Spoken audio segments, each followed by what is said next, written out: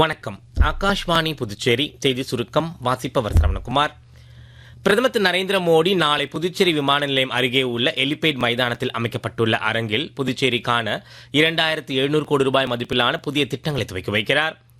பிரதமர் திரு நரேந்திர மோடி நாளை காலை புதுச்சேரிக்கு வருவதையொட்டி புதுச்சேரி நகரம் மற்றும் அதனைச் சுற்றியுள்ள முக்கிய சாலைகளில் வாகன நெரிசல் ஏற்படாமல் தடுக்க போக்குவரத்து மற்றும் வாகன நிறுத்தம் குறித்த அறிவிப்பை முதுநிலை காவல் கண்காணிப்பாளர் அலுவலகம் வெளியிட்டுள்ளது.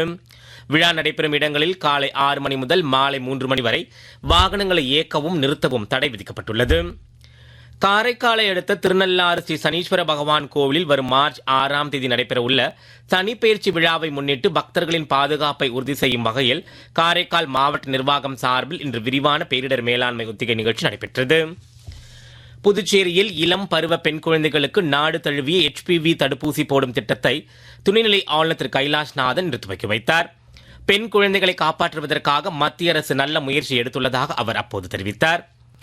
ஆரோவில் உதய தினத்தை முன்னிட்டு வெளிநாட்டினர் பான்ஃபயர் ஏற்றி தியானத்தில் ஈடுபட்டனர். 1966ஆம் ஆண்டில் ஆரோவில் குறித்த திட்டம் யுனெஸ்கோ பொது சபையில் இந்திய அரசால் வைக்கப்பட்டு ஏகமனதாக அங்கீகரிக்கப்பட்டது. அரவிந்தர் ஆசிரமம் அன்னையின் பெரும் முயற்சியால் 1967ஆம் ஆண்டு பிப்ரவரி 28ஆம் தேதி அன்று ஆரோவில் சர்வதேச தினம் ஆரம்பிக்கப்பட்டது. இதனை நினைவு கூறும் வகையில் ஆரோவிலில் வசிக்கும் பல்வேறு நாடுகளைச் சேர்ந்தவர்கள் மாத்ரி மந்திர் அருகே அமைந்துள்ள ஆம்பி தியேட்டர் அருகில் இன்று தியானம் செய்தனர். ICC ஆண்கள் T20 உலக கோப்பையில் பாகிஸ்தான் இலங்கை அணிகள் மோதுகின்றன.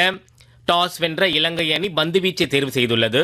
தொடர்ந்து ஆடும் பாகிஸ்தான் அணி சற்று முன் வரை 12.2 ஓவரில் விக்கெட் இழப்பின்றி 133 ரன் எடுத்திருந்தது. இத்துடன் செய்தி சுருக்கம் நிறைவு பெறுகிறது.